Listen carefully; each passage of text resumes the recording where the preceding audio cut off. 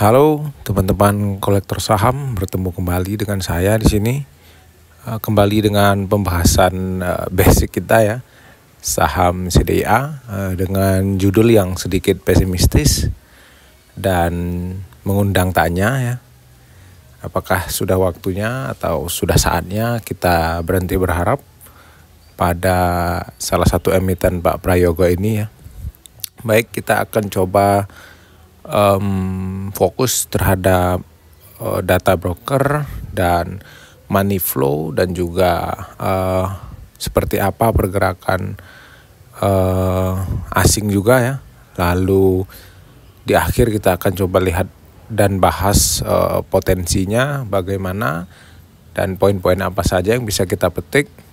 Yang pertama, kita lihat pada beberapa waktu lalu, tepatnya ketika ada kerusuhan ya di tanggal berapa itu, tapi intinya pada Seninnya itu saham hampir kompak jatuh pada hari itu di sesi 1 ya, dimana CDIA kala itu jatuh ke 1360, cukup dalam, namun pada sesi 2-nya lumayan rebound walaupun tidak berhasil ditutup hijau. Kita akan coba lihat dari range waktu ini ya, tanggal 1 sampai tanggal 4 terakhir. Kita coba akan pelan-pelan dari tanggal yang terakhir, tanggal 4 dulu ya. Tanggal 4 asingnya net sell, net buy ya tipis sih, nggak sampai 1 miliar. Itu broker AK net buy sekitar 900 miliar dan penjual hanya 3 broker, yaitu ZP, CC, dan QA. Ya, ZP adalah seperti yang pembahasan kita lalu, ZP adalah top seller bahkan dari awal-awal CDIA ini listing ya, barangnya banyak dan ngebet banget buat keluar. Lalu di sisi domestik masih tanggal 4 ya, OD, saya perhatikan OD beberapa waktu terakhir cukup masif masuk ke CDIA dengan pembelian yang bisa dikatakan lumayan dibandingkan dengan tekanan di waktu-waktu terakhir, yaitu OD beli di sekitar 6 miliar. Lalu juga ada XL yang belum berhenti akumulasi. Di sisi lain dari top sellernya itu ada YJ, YP, dan lagi-lagi ZP ya. Masih cukup berat atau cukup besar tekanan jualnya dari sisi domestik. Lalu kita mulai dari tanggal 1 ya. Domestiknya ya OD lagi-lagi, dimana sebelumnya itu beli cukup banyak di satu hari, yaitu 6,3 miliar, dan ternyata diurut dari tanggal 1 itu total pembelian OD itu 15 miliar ya. Untuk awal pembelian ya ini cukup bagus dan cukup positif, membuat ada sedikit perlawanan dari tekanan jual yang ada. OD hadir ya. XL juga masih beli sekitar 5 miliar, dan YP, LG, SH yang jadi top seller ya cukup besar juga buangan YP pada range tanggal 1 sampai tanggal 4. Lalu dari sisi asingnya, AK itu netnya itu jadinya net sell ya, 11 miliar, dan dibeli oleh XC atau ajaibnya asing, institusi asing, perorangan asing gitu ya, cukup kecil sekitar 500 juta ya. Intinya foreign sejak kejatuhan hari Senin itu net sell. Lalu kita urut dari mulai ketika harga itu berhenti naik ya, sideways lah ya, walaupun memang sempat menyentuh ke 1900-an, namun di titik ini mulai adanya distribusi ya, ketika tanggal 22 Juli harga di 1515 itu sudah mulai tidak kuat untuk arah, dan bahkan setelah FCA ya ini kalau nggak salah, atau menjelang FCA gitu, saya juga lupa.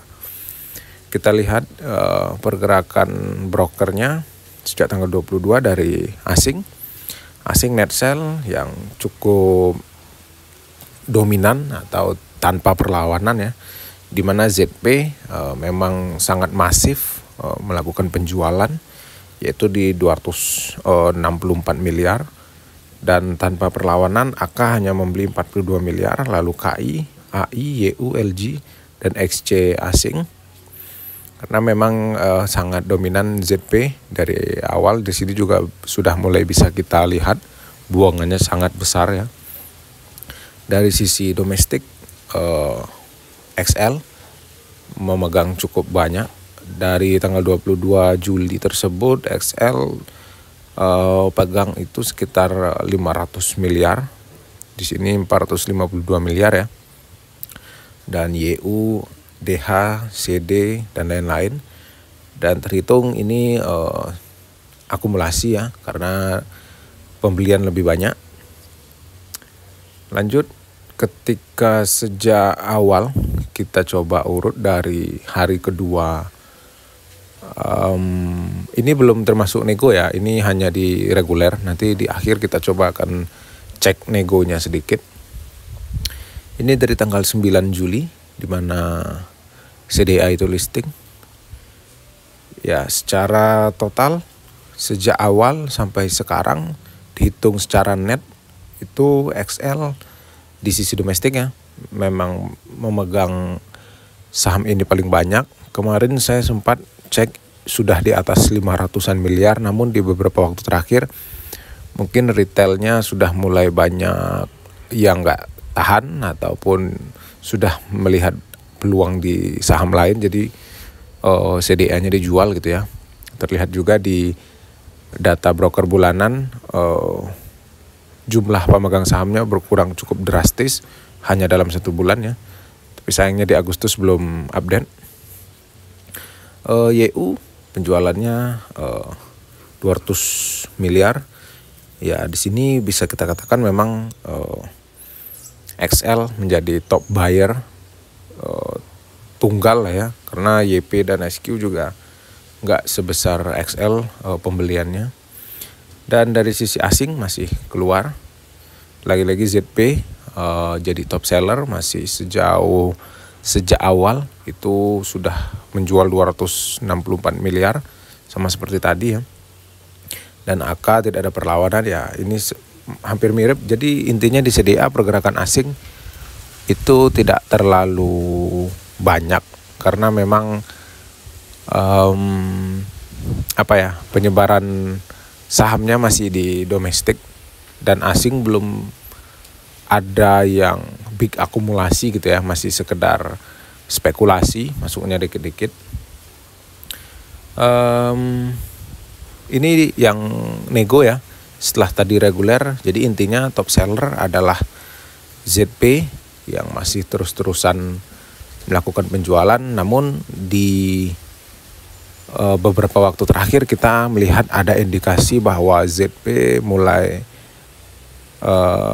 ada potensi kehabisan barang, atau paling tidak barangnya sudah mulai sangat sedikit ya, karena penjualannya sangat masif tanpa ada penambahan ya. Intinya jual terus gitu ya. Namun sisi lainnya belum ada perlawanan dari asing juga gitu ya untuk menampungnya. Jadi selama ini buangan ZP itu masih ditampung oleh retail, khususnya XL.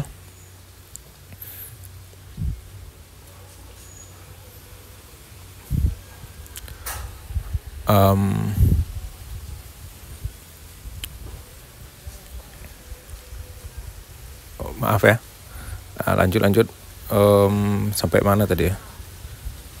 Nego ya. Nego secara total ini belum net, bahwa HP itu melakukan pembelian tambahan itu sekitar 3T, dan LG, BB, CP, dan NI ini domestik ya. Dan ini netnya bahwa HP ternyata sudah distribusi, jadi hanya menyisakan 181 miliar. Untuk dari data negonya bahkan ini lebih kecil dari kepemilikan XL.